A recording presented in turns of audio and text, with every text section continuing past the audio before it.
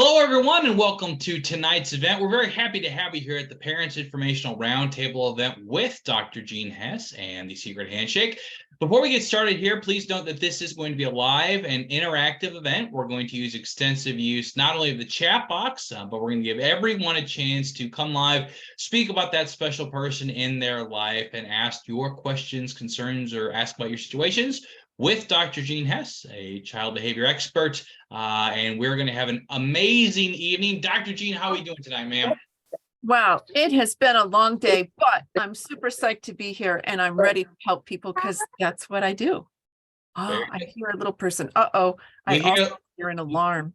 We hear a little person do that for an hour and an alarm. I'll be right back, I promise. Oh, that's fine. Unscripted, I'll be right. As everyone here, Dr. Gene also has her own special person. I'll go ahead while Dr. Jean's dealing with that and her person.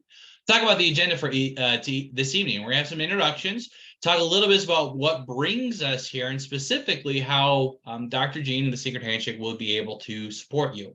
We're gonna have a Q&A session and then talk about next steps. So Dr. Gene, that was perfect timing. Let's go ahead and let's talk about, introduce yourself, but also talk about what brings you here.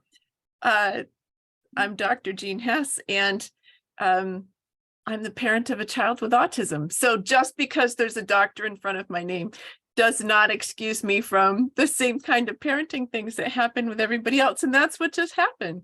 My special person, Alex, who is with me here on these slides, is away for the evening. He is off doing something that 25-year-olds do at something called a putt shack. I can only assume it has something to do with golf, but I don't know. I didn't want to go because it was much more fun to be here. And I don't know about you all, but we live with alarms and whiteboards and all sorts of stuff to try to keep our day organized. And he's not here to shut that one off. And I forgot that we were going to have an alarm. So here we are. This is real, right? So what you see here is Alex, and he is 25 and a half. And in the picture on the left, we got matching haircuts and thought that was really fun. Tell me how many people are willing to get their hair cut the same way as their son. It was very short. He's recently said, "Mama, your hair is getting very long." Well, that's a matter of perspective. And he really likes musicals. So there we are at Dream Girls, which it was at one of our local theaters. And so here we are out doing things and having fun. That's what we do.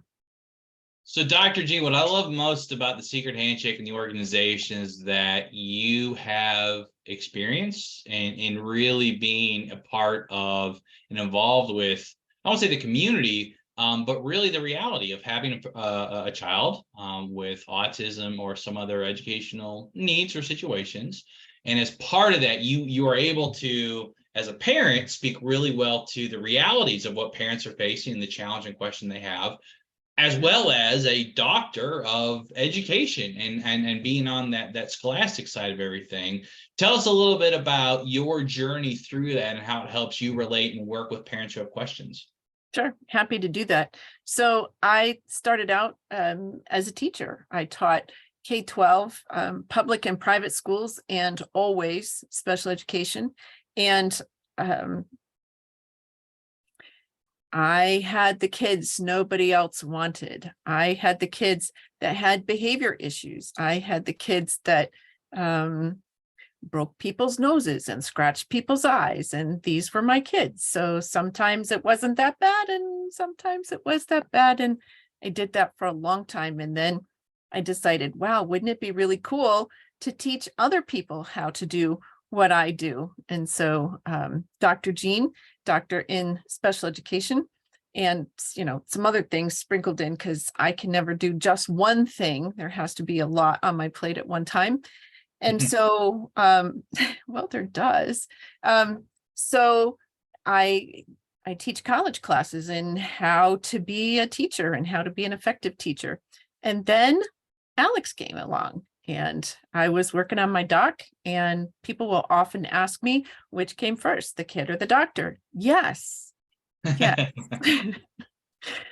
The kid came first. The doctor was in progress, and He sat on my lap when I got my diploma. In fact, he had on the little tassel, and he's the one who moved the tassel. So I suppose technically it's not my doctorate, it was conferred on him technically.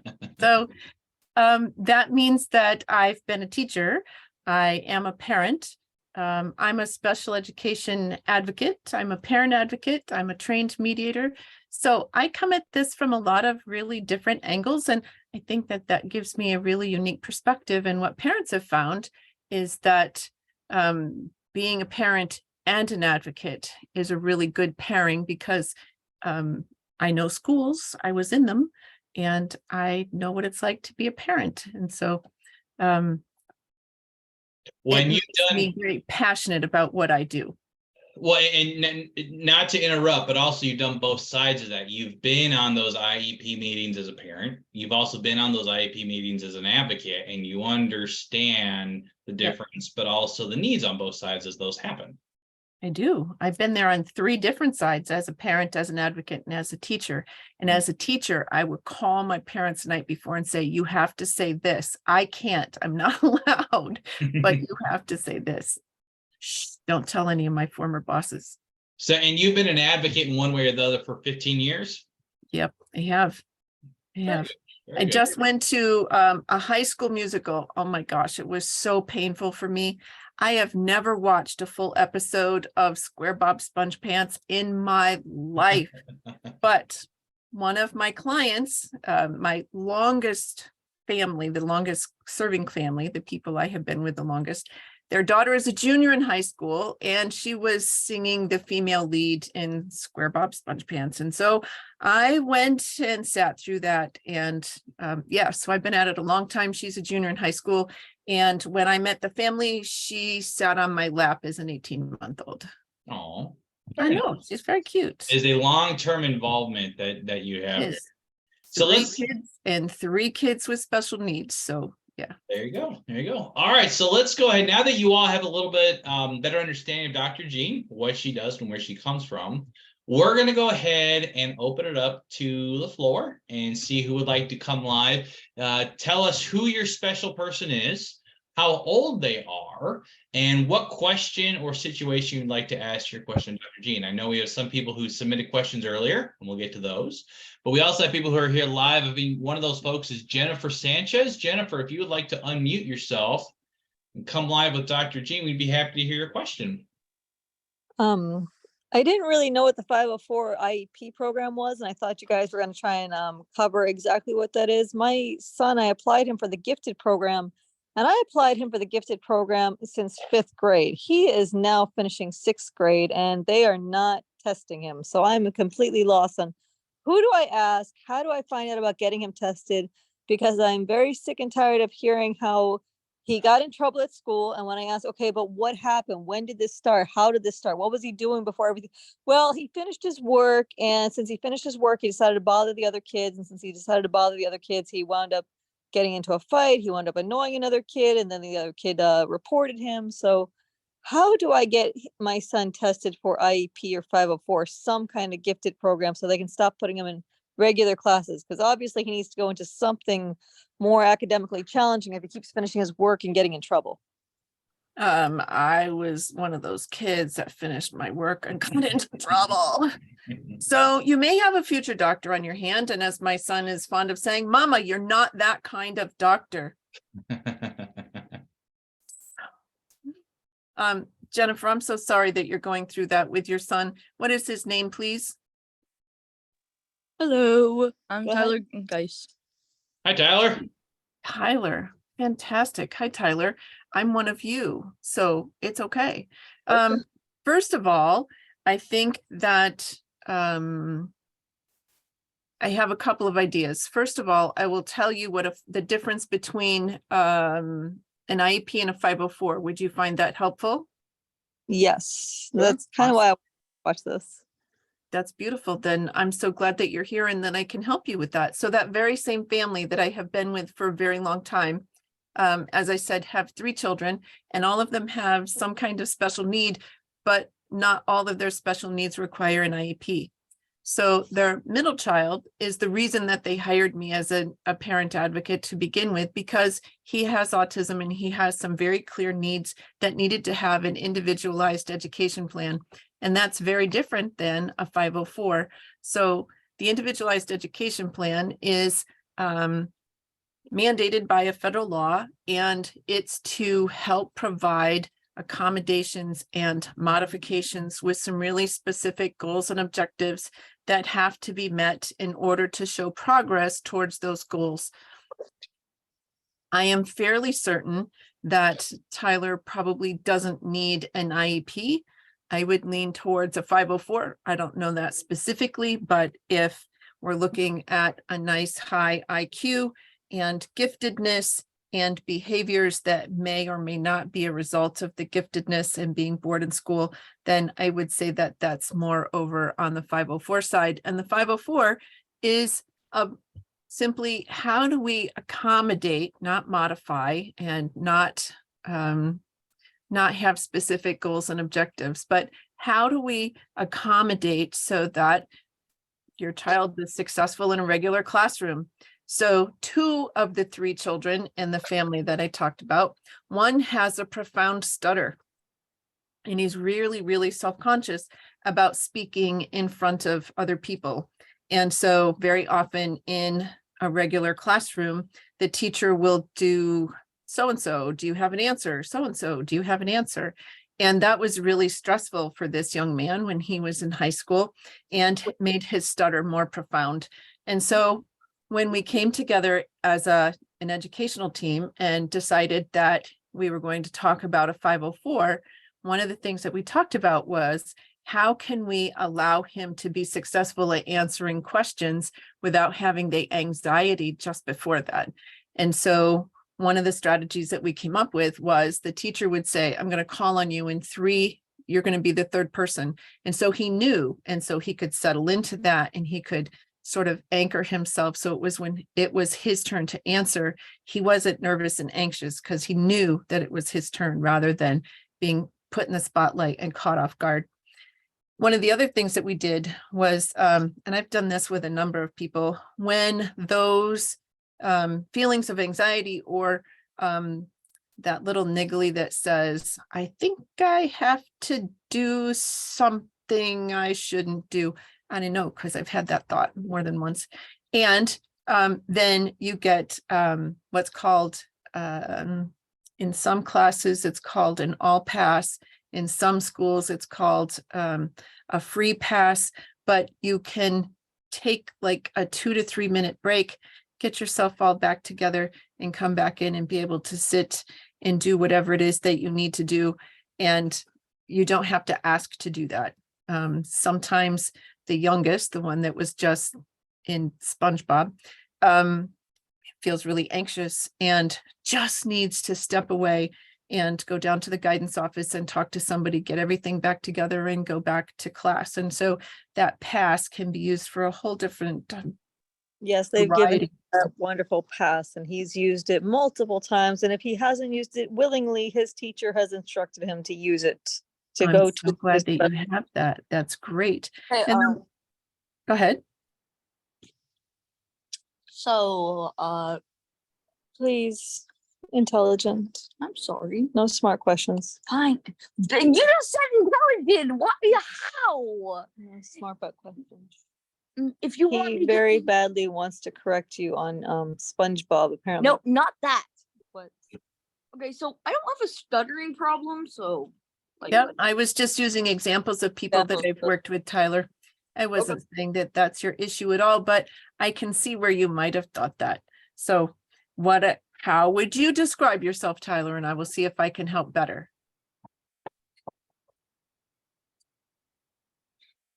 Tyler, stay focused. How Okay. would you- what? his sister's knocking him. Tyler, stay focused. You have a question. What? Tyler?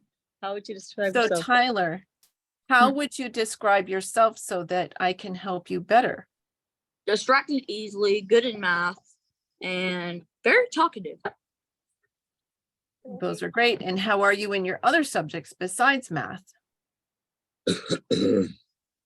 when he actually enjoys the teacher, he does very well. When he doesn't enjoy the teacher, he has friends to play with, and he is a very poor student, and he needs a little extra motivation from mom, that if he does not pick up his grades, because it's amazing how fast his grades pick up when I offer some kind of incentive. Absolutely. But when the incentive isn't there, his grades are pretty fairly poor. C is the lowest I've had this year on my report cards. Wow. There you go. I understand. Okay, so I would say that there may that. be a couple of things going on, and I don't know that because it's a very short conversation, but I think that, Mom, it's not a bad idea.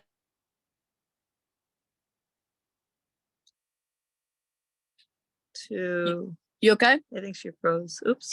I think she froze. She'll come back here in just a second. Yeah. Give us 1 second here, folks. I'm sorry about that. She might have to hop back on. Oh, you're still here. Yeah, I know. She's just gonna come back in a little bit. but- She'll come back. So one thing about this is that we have this recorded. So are you in Lee County? I thought this was Lee County. No, she's out of Illinois, and this event was promoted nationally for folks who were just interested in 504s or IEP plans. So let me ask you this: how did you hear about the event? It showed up on my Facebook feed, so I and I'm also registered with the school board of Lee County, so I believe it just offered me the option. I was like, oh, well, I would love to know an IEP or 504 and what the differences are. So sure, I'll take a shot. And that was pretty much what I planned to just, usually when I sign up for these, especially from the school board of Lee County, I just enroll for like the first 5 minutes, because usually my kids need me, like my little one needs me to go give her a bath right now. And I just leave my phone on with the microphone off and the video off, and I just let them play for a little bit, and they usually send a recording to me of 30 minutes of the meeting the next day, and I just listen to whatever the recording was. So Jean is back. I don't interrupt. Jennifer, just real quick, what state are you in? What state is Lee County in? Florida, Southwest Perfect. Florida. Right, out of Florida. Okay. Jean, you're back. I'll go ahead and let you pick up on your conversation there. Awesome. Thanks. Sorry, I have no idea what happened to my internet connection. I'm sorry for that. So I think, Jennifer, that it would be really cool for you to call the school and say that you would like to have a meeting to discuss having a 504 for Tyler. And that starts a process. And here's a quick overview of what that process is. Would that be helpful for you? No, I think that's just frustrating, because I think I'm just going to be back in my corner where I am, where I constantly have been asking the school for, can you please test him for gifted? Can you please test him for 504? And they said, yes, yes, yes, we're working on it. It takes a long time, blah, blah, blah. And I've never seen no test about that. And I asked him about it, and he doesn't know what I'm talking about. And I asked somebody else, and they said, oh, we're working on it, but it takes a long time. And I actually just got an email today that sounds very reassuring, that she says she is the department head of the gifted and 504 IEP program, and she knows nothing about Tyler being eligible for it, and she will consider testing him by the end of this week. So okay, so here's what the law says, Jennifer. The law says that if you put something in writing to the principal of the school, and perhaps this person who just emailed you, the law says that they have 10 days to set up a meeting to talk to you about your concerns. And so if you specifically say that you want to have a meeting and that you want to discuss a 504, that legally they're responsible for doing that within 10 business days. And so I hear your frustration, and I'm not sure why they're not doing that. But I know that that's what's supposed to happen. And I can help you understand the process after that, so that you have some idea of what might happen when it actually does start. So I would be happy to do that if you would find that helpful. go start your sister's bath. She's got to go take a Wait, bath. what's sand? Go start your sister's bath and stop getting involved in adult conversation. Go on. So Goodness. Okay. What is the state? Is a state or it's obviously federal because you're federal. So where would I look for this 504 state law, or what would I reference? The federal law. Um, Federal 2976, something like that, I guess. no, it would be, hang on.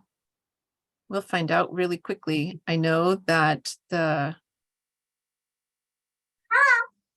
You got to take a bath. Okay, bath time.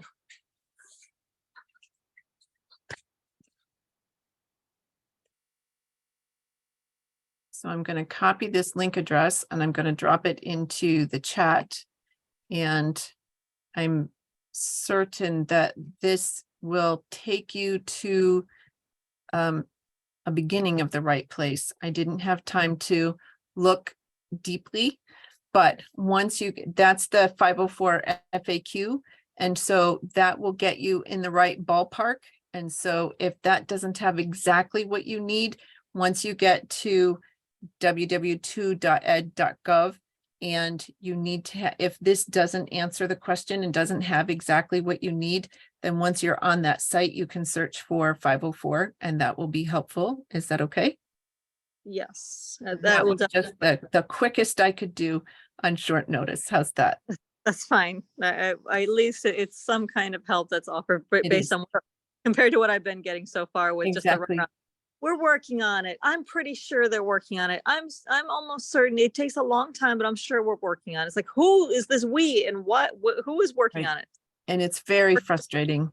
And I'm so sorry that that's the experience that you're having. But I do know that if you send an email that says, this is what I want as a parent of a child who may have needs, then it starts a clock and the clock says within 10 days, they have to have a meeting. It's the law. And that's the law Okay. in the chat. Yes, and I know it sounds ridiculous to even try to do this 35 days before the school ends, but it's I guess it's just a good start to next year if I have something to work off of. Exactly. So here's what I was going to say. So once they have the meeting within 10 days, then they make a decision after make a decision about what do they need to have in order to make some decisions about whether or not there's eligibility for a 504 plan. And then there's another, I'm not as familiar with the timelines for that, but there's a timeline for that too. And within X number of days, they have to make these kinds of decisions. And then there's another timeline that takes you from the 504 to is he eligible? And here is the plan that we're going to put in place. And so I would say, yes, now is a great time to do that because it's entirely possible then that it could be in place when he starts 7th grade. Meanwhile, the other piece of the puzzle that I would suggest is that someone outside of the school evaluate him for giftedness. So there might be your pediatrician might be able to suggest a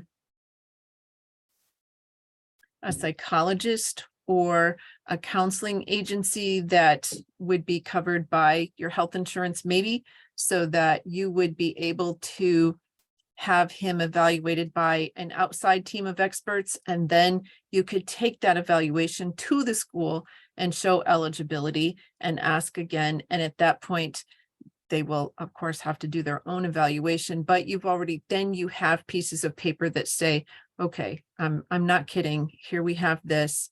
Now this paired with a 504, what can we do for my child? All right, I'm sorry to interrupt, but like I said, I was really only going to get on the meeting for like 5 or 10 minutes just to get as much information as I could. And I really have to get over to bath time. But thank you I'm so much. glad. And I Absolutely. greatly appreciate you pointing me in the right direction. I really do. Terrific. That. Thank you for being here. Bye. Bye-bye. Thank you, Jennifer. Appreciate that. All right. Well, we're going to go ahead and continue on. I know we have some folks who submitted some questions earlier. So, Dr. Jean, we're going to just ask several of those and give folks I'm ready to have their questions answered. So, first question that we have, the parents' questions or that was submitted to us. Mom wants to know, what do I do about the looks in public, with my family, or even at school? Well, what do you say about the looks, Dr. Jean? Oh, I really hate the looks. They make me really annoyed. So there are a couple of things that you can do. Well, first I'm going to tell a story, and then I'm going to tell you what I do about the look. So here's the story. I was in a grocery store with my son. I was not teaching public school anymore.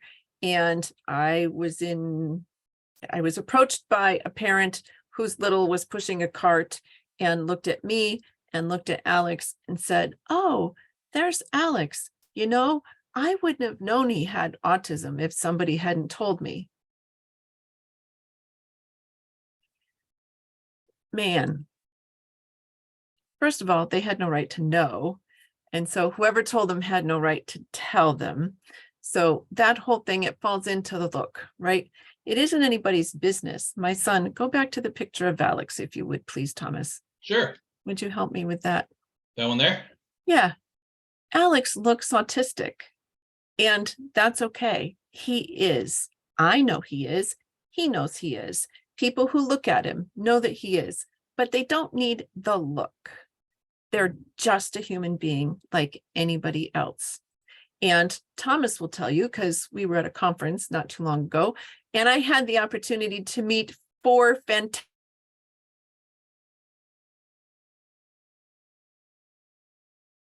and their neurodiversities were very obvious. They looked a lot different than. Gene, hold on, Gene. Sorry, you broke out there for 10 seconds. Yeah, it does.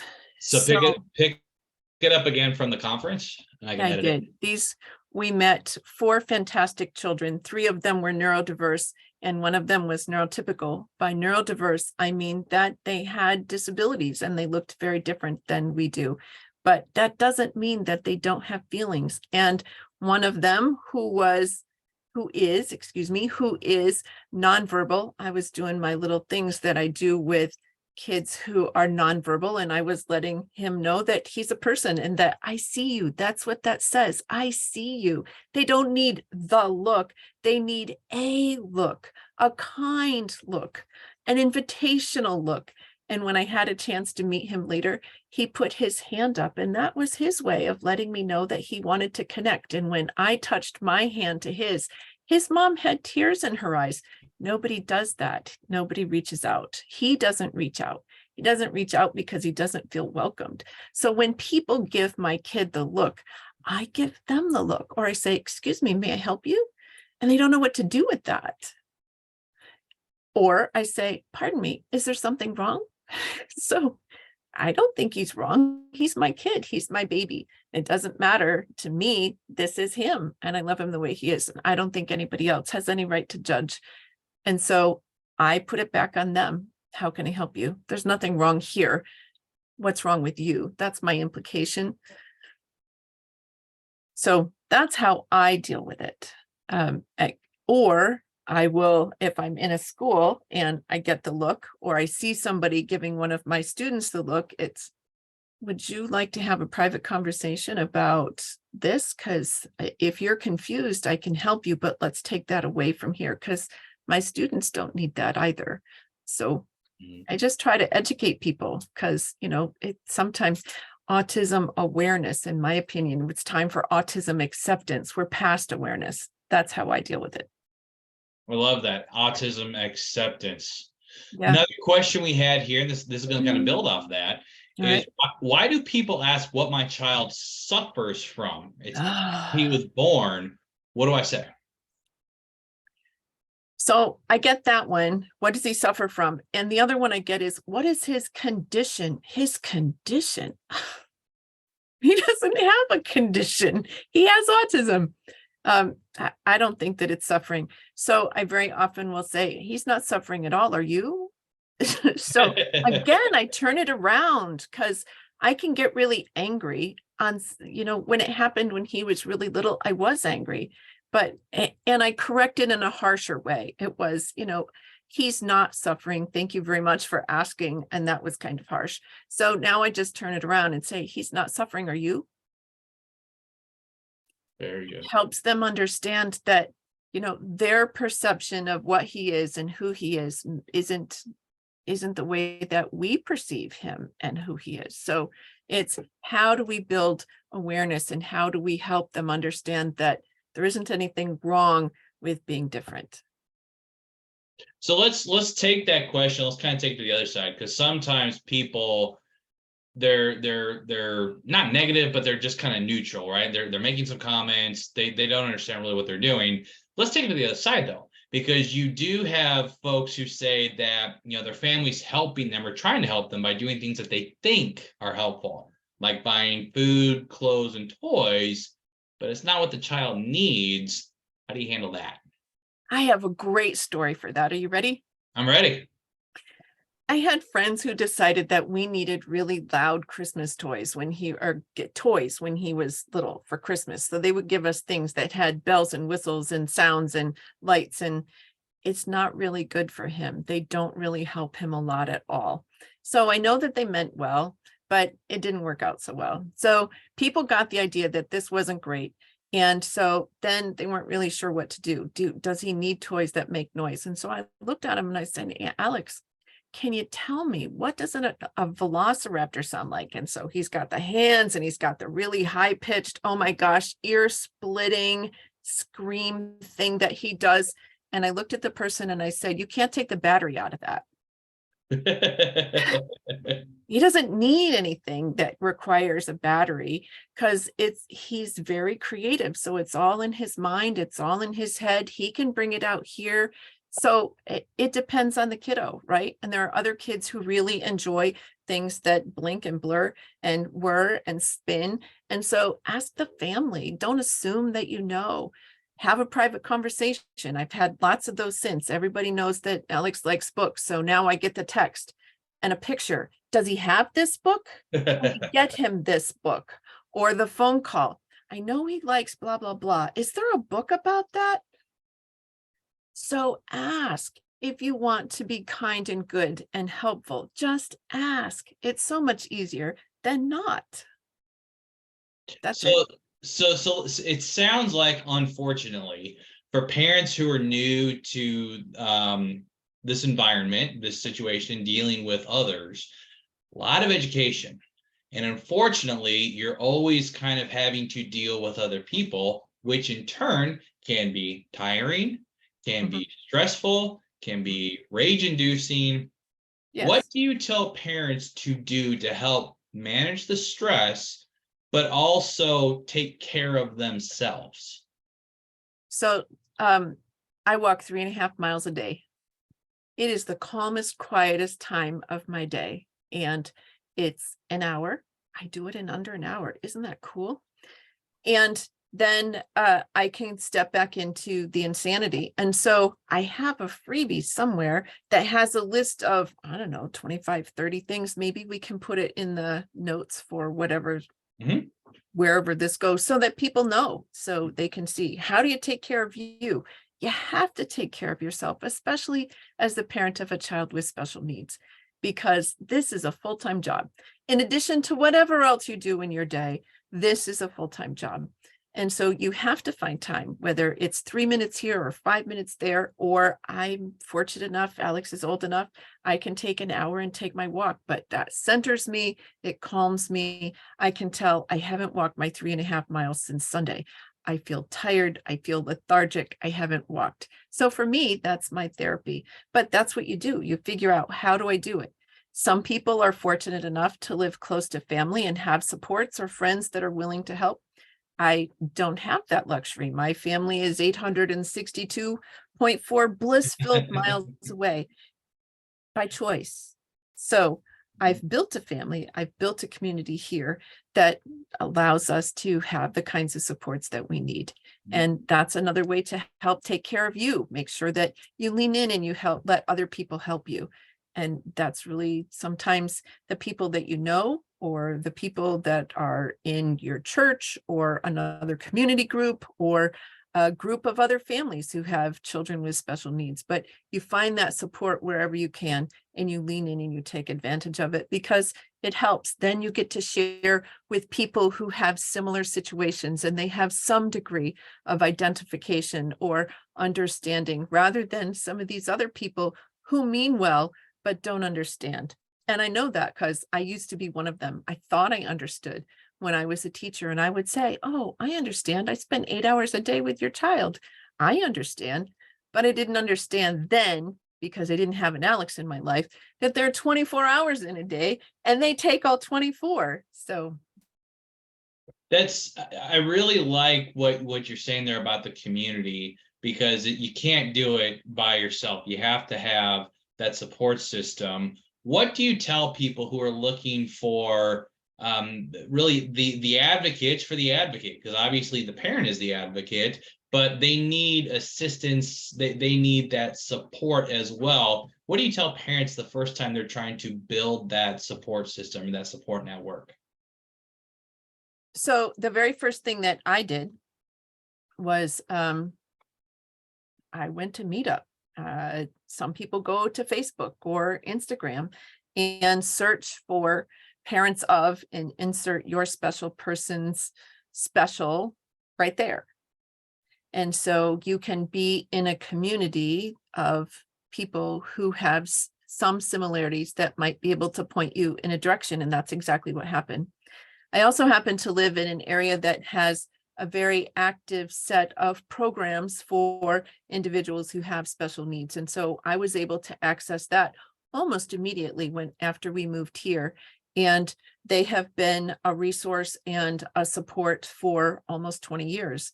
And that feels like a long time to be with a single organization, but we've connected. Alex has really strong friendships. He's there now. So yay, this is my me time, and I'm spending it here with you because I want to.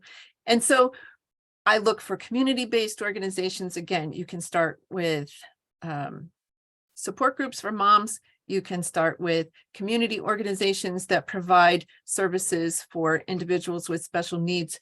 Ours happens to be connected to a park district, so you might want to start there.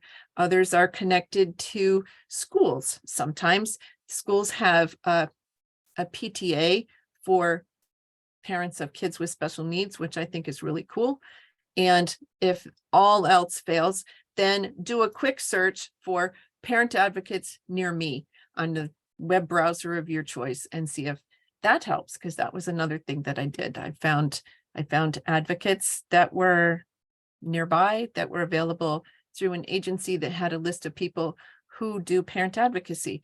I am now on several because I do parent advocacy. So those are some of the ideas that I have. So I want to switch it up because we do have, there are questions in regards to the non-school side of having a child with autism and special ability. Let's go to the other side. So question that we get a lot. Mm-hmm. How do I ensure my child receives a quality education? Well, there's so much that we can do. Receives a quality education. So the law says they get a free and appropriate public education. So quality and appropriate are sometimes two very different things in the minds of the family versus the mind of the school. And so one of the ways that I explain that is the law says appropriate. We assume appropriate means quality, but we can't guarantee that. So the way that is often explained is the law says that it's okay to drive a Buick. And if the family wants a Cadillac, then they're not really on the same car dealership lot, right? And so the school provides an appropriate education. Sometimes parents want more than that. That's it. How do you guarantee a quality education? You advocate to make sure that the IEP says what the IEP needs to say in order to meet your child's needs to the best of your ability. You advocate for that. And if you need help with that, then you bring a friend or a neighbor or an aunt or a grandmother or a parent advocate or somebody who will sit beside you and say, no, really, we need this.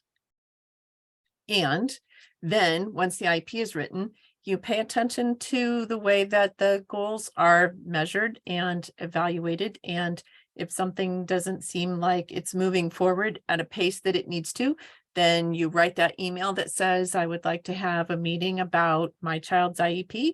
And you get together and you say, so I've noticed that we're not making the progress that we anticipated. So do we need to change something? Is there something going on that I need to know about? So tell me what's going on. And so the IEP is a dynamic and living document. it's also a legal document. And if they're not meeting it, then as a parent, I want to know why. And I want to know what we can do to change it so that we're either meeting what's written or we're writing what can be met. So that's what I would do for that. Let's take it a step further, not just on the quality education. We had a mom who asked, how do I ensure my child's quality of life? Wow. Good luck with that. How do I ensure a good quality of life? I think it depends on your kiddo. So first of all, and this is a super hard question as a parent, what is your child capable of? And that's where you begin. Because whatever your child is capable of, that's where you aim. So here's their capability. What do you think their potential is? So now we know where they are. Where do you think they can be? And so what are the steps that we need to take as parents and school and the village that it takes to raise our child to adulthood in order for them to reach their full potential? And if it looks like their capability is increasing over time as you put all that effort into their quality of life, then raise the potential. It doesn't have to stay. I don't see that as any different than any other child. I don't know because I've never had a normal child and I've never worked with normal children. I've taught special ed my entire adult career. I've interacted with families with special needs my entire adult career, and I've raised a child my entire parenthood. So I don't know what normal is. I only know that when I see a child begin to meet the goals that I have set for them that I think are reasonable, I raise the bar. Don't you, as a parent of neurotypical children? I don't have them, Thomas. You'll have to tell me. Don't you, when you see them begin to accomplish something, don't you raise the bar? Every parent, I think, as you have a child that progresses, you start seeing, okay, can my little Exactly. 2-year-old do the slide higher? Can they swing a little bit farther, right? Exactly. I don't see it as any different, which is, let's go back to that question about the look. Mhm. My kid is no different, except he's different. I have the same goals and outcomes. I want him to have the best life he can have. And so I have spent his life making sure that we get to whatever his best is. And hopefully, wherever he ends up, we'll do the same thing. So that's how I answer that. How do you ensure that? Well, you stay an active parent, you stay involved, you stay aware. And when you see that they're able to do this much, then raise the bar so they can do this much and have a long-term goal. What's a long-term goal? My son wants to live in a group home. Okay, we're working on that. What does that take? How do we make that happen? He doesn't necessarily, he'll tell you flat out, he does not want to do anything that involves janitorial skills. He's very clear about that, but he doesn't know what he does want to do. So we're in the process of having some vocational evaluations so that we can find out what he's good at that doesn't involve a broom or a mop, because he's pretty clear that he doesn't want to do that. I want to piggyback off something you said there, because obviously some of the parents you're attending today and that you've worked with, those parents just have neurodiverse children. Some parents multiples, some are neurotypical, some are neurodiverse. What do you tell those parents who are asking about how to balance the time and attention between the children appropriately? So let's start with some definitions so that everybody understands what we're talking about. First of all, neurotypical is what some people would consider, quote, normal, or a child who is, quote, non-disabled. I personally am of the opinion that all of us have some quirkiness that makes us diverse. So in my mind, every one of us has some amount of diversity, but out there in the real world, the terms that some people use are neurotypical to mean normal functioning, normal capability, and neurodiverse, which means that there's some diversity within the brain that makes them think and function differently. So those are the broad definitions. And there certainly are families who have children who are neurotypical and children who are neurodiverse. And to them, I say, wow, you have a really rough road ahead of you, because you have to figure out how to balance your attention in ways that are Herculean and requires superhuman abilities. And the sad truth, I'm going to hold this thought, but I'm going to stick a little statistic out here. The sad truth is the statistics are that 88% of all marriages in which there is a child with disabilities end in divorce.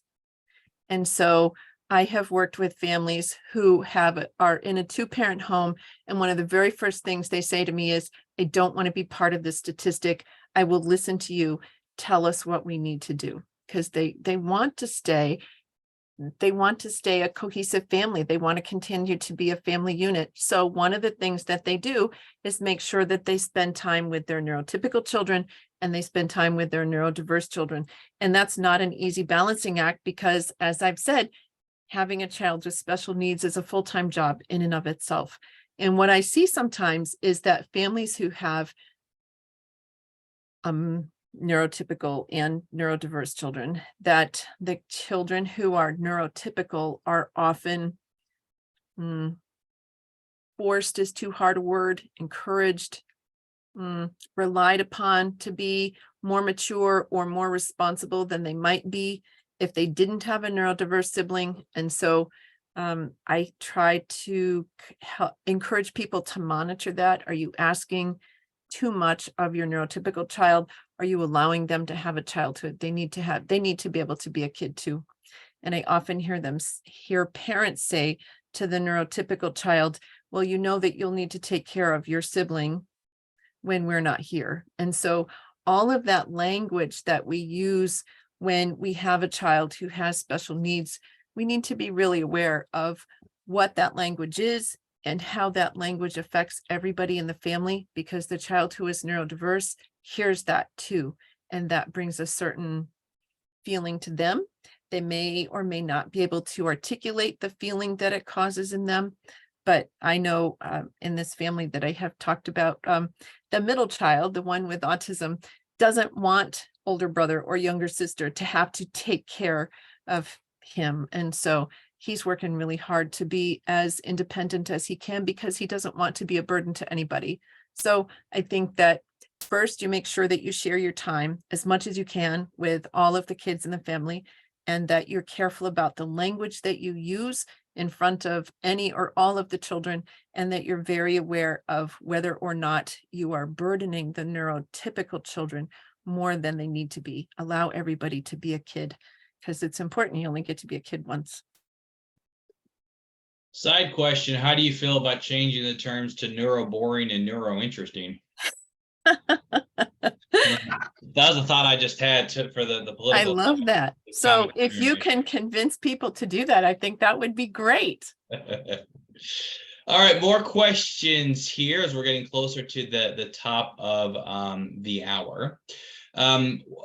One father wants to know, I want my neurodiverse child to be included. How can I make sure that happens?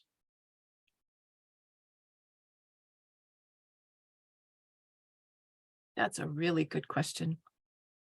You advocate, you take them out. So here are the things that my kid did by the time he was 10. Are you ready? Mm-hmm.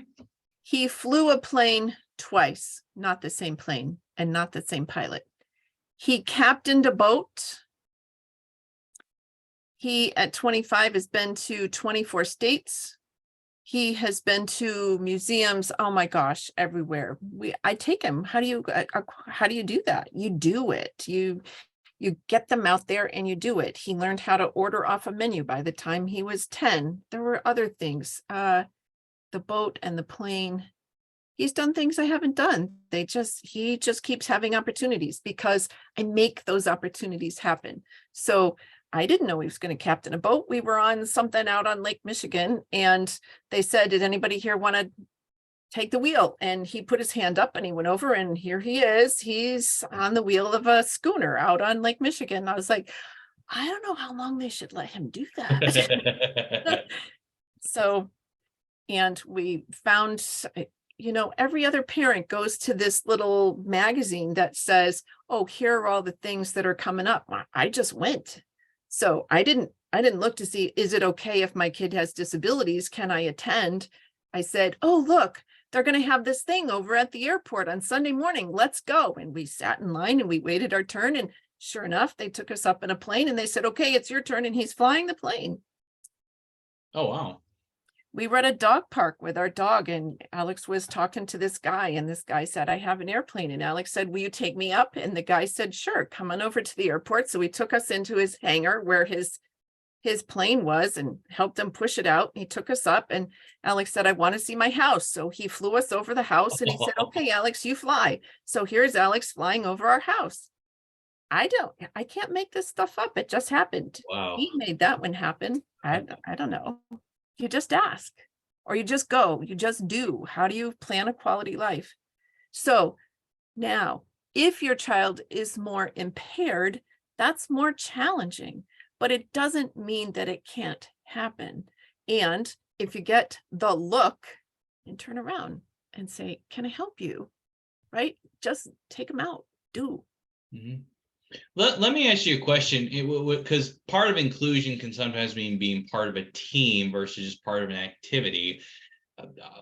Are you more on the try to have the child experience things like team sport, groups, activities, or comfortably force them, if that makes sense? Like, hey, Alex, we want to have you play soccer. It might not be something he normally goes for, but it's within a setting that's good enough that it might be beneficial. Does that make sense? Absolutely. So one of the things that's been important to me since I started teaching, so this is a really long time ago and absolutely predates Alex by a lot, as it turns out. Choice. Kids don't get enough choice. So let me ask you a question. How hard is it to say, do you want an apple or do you want an orange? Instead of just handing them a banana. Mm-hmm. Ask them, give them a choice. So here's how that works. Do you want to swim? Do you want to be on swim team? Do you want to be in swimming lessons? This one is independent. This one is part of a team, right? Mm-hmm. Or, oh my God, he chose both. So we did. Okay. So do you want to, and then, so again, that group that is part of the park district. So we sit down at the beginning of one of their seasons and we go through it and he marks them. He puts a star next to the ones he wants, a big X through the ones he knows he doesn't want. That's how he knows he doesn't want to do soccer, because we did soccer for a season. Now it gets a great big X. Gets the big X. No more soccer, too much running. He tried flag football. It gets a great big X, too much running. So he still likes to do things like volleyball and basketball. It doesn't have too much running yet. He may change his mind, but he chooses. He's at something to do with golf because he chose to go to that. So I give choice. So does he want to do a team sport? We've encouraged it, and he has. He's narrowed it to a couple. Are there things he wants to do that are solo ventures? He absolutely does, and he chooses what those are. So choice, I encourage, but not too hard, because I think freedom of choice is really important. And I think that kids in general, and especially kids with disabilities, don't have that freedom of choice very often, or often enough. And so we can't build good decision making if they don't have choices, and then they figure out that it's a poor choice, or it's the wrong choice for them, or it's the best choice for them. Let's do that again. So for example, if it involves food, Alex is all about it. He is right there. If it involves a lot of running, it gets a great big X. There is no way that's going to happen. But that's his choice. And now he knows because he's experienced both of those. So I think that that's super important. And it's not just mine. I think that's super important for any child. I do that. I still teach K-12. I do that. That's my day job. And I give kids choices and they're like, I don't know, you choose. Well, no, it's not my learning. It's your learning. So what would you like to do first today? Here are the 3 things you have to choose from. And some of them are like deer in the headlights, because they've never been given that choice. Yeah. So that's where I start. Choice. Very good. Very informative. Okay. So we focused on some questions that may be geared towards general age questions. I want to talk a little bit because we've had a fair amount of these questions. As your child, as your special person gets to be in puberty, obviously there's a whole set of new questions that come up. How do you go about talking to your child about interpersonal issues like dating, things like that, when they start having those questions? Okay, so first of all, I'm going to tell any parent of autism who may see this that puberty for our kiddos starts at 9 or 10, and don't let anybody tell you any differently. I have worked for decades with kids with autism, and I can tell you that they mature physically more quickly than a neurotypical child, even though developmentally they are behind. So it's this huge disparity that causes its own issues. So those conversations about interpersonal things, you may have to start a little sooner than you feel comfortable as a parent, especially of a child with autism. That's not true for all kids with disabilities, but for those who are also autism families, you really need to pay attention to that. Not all parents are willing to hear me say that. And then when their child starts really showing secondary sex characteristics, which makes them really freak out when it's their 8, 9, 10-year-old, they're like, it's not supposed to be happening yet, but it is. So let's be real. Let's think about what that means and how can we keep them safe? What do they need to know? And that's the real thing. What do they need to know? So you stop and think about it. Are they going to be out in a situation in which they could be unsafe? And what do they need to know about being safe? So we teach all of our kids about stranger danger. We just need to be more aware of it as the parents of kids with special needs. And then twist this. Are you ready for this, Thomas? I'm ready. We teach them stranger danger, and then we send them to a stranger for counseling or speech or physical therapy. And we tell them, oh, this person's okay, but be careful of strangers. What do you do with that? Right. Right. So you have to take baby steps. Baby steps. What are they ready for? What do they need to know in order to stay safe? There are things I have absolutely taught kids that make parents feel uncomfortable.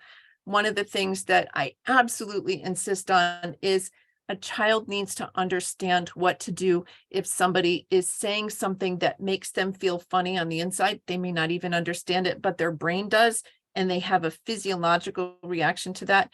If somebody makes them feel funny or uncomfortable on the inside, they need to leave that situation right away, and they need to get to a safe adult. And we defined who's a safe adult, who can help you stay safe. That is a super important conversation to have. So if they feel uncomfortable because somebody's using words that they don't like, or they're touching them in ways that they don't like, those are super important conversations to have. If your kids are nonverbal, then you need to pay attention. You need to pay attention to signs. I know this from a teaching experience that I had. I had a nonverbal child who was being sexually abused in a group home that she was residing in. And we found out that she was having recurring infections that were indicative of being sexually abused. And so sometimes it's not the parents that will find out. So if any teachers are listening, you may be the first point of contact. And so it's just awareness. What do they need to know? And you have to find ways to meet them wherever they are. So it might be pictures, it might be words, it might be social stories, it might be watch, pay attention, so that if there are changes in the way that they behave or the way that they react to people, that may be a sign that there's something going on.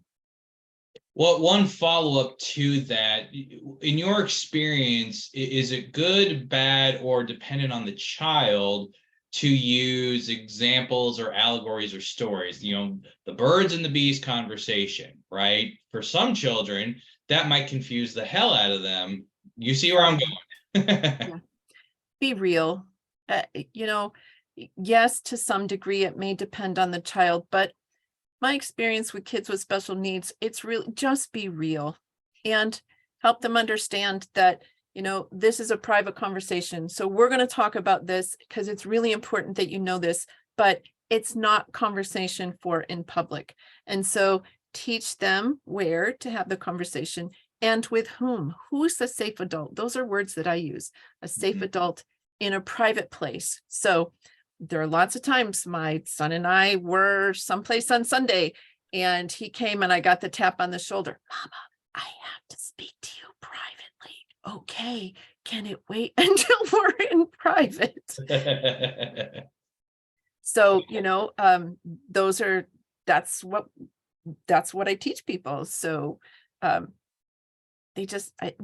wouldn't use birds and the bees and things that are only going to confuse them. That's You know, what I thought, but and wanted to make sure I please- was the person asking the dumb question. Name the parts. Hmm. Don't give them nicknames or slang names. Name the parts. It's okay. It really is. So there you go. Those are my words of wisdom. Very good. Thomas, when are we together again? All right. Well, this was the end of the call. We're at the top of the hour. I want to make sure that we are respectful of everyone's time. Thank you all for joining tonight. I'm very happy to have you all here. We are going to be holding these information sessions regularly, so please check your email. Please check social media for them. Dr. Jean, any closing thoughts? I'm so happy that I've been able to be here and share information with people. It is a true passion of mine, and I am glad to be able to share and serve. So I hope that everybody has benefited and that you come back and bring your questions, because that's the only way that I can help. All right. Thank you, everyone. Thank you, Dr. Jean. Bye.